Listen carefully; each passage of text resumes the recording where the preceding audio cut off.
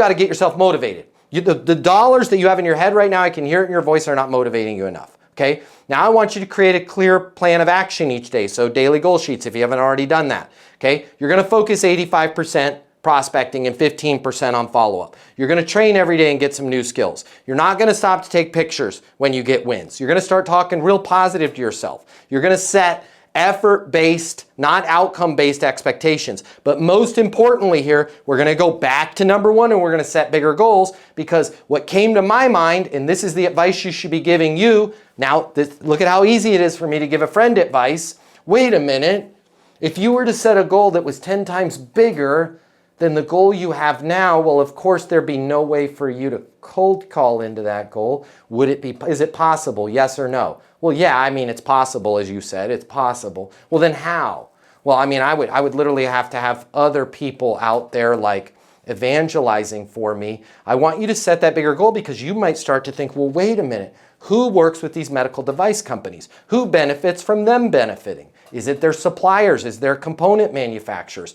I believe that if you spent the next 2 days thinking about, well, how could I sell 10 times more without hiring 10 times more people, you're going to start to come up with some really clever ideas, right? And you're going to find whole new groups that you need to talk to. Whole new groups that you can say, hey guys, if you, law firms, boom, there, look at this. I'm already just thinking, and I'm spending 10 minutes thinking in the zone of how the hell could Chris sell 10 times more without Chris having to make 10 times more calls. There's a bunch of law firms out there that deal with international business law that would abso-freaking-lutely love clients to do what?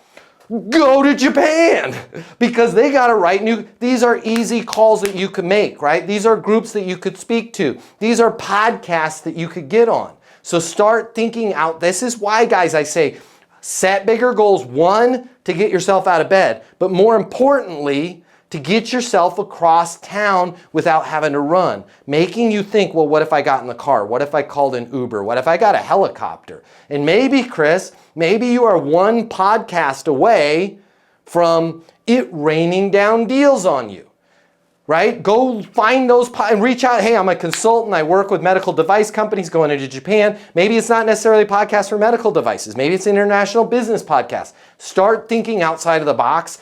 The deal flow is there. We just got to start getting creative on how to get it. And then we have to have a clear plan of action. Like back to that daily goal sheet, back to those expectations. Maybe once a month, you're going to reach out to 5 podcasts for the next 6 months. That's a total of what?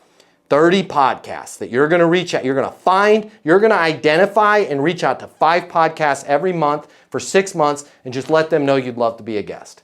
Okay?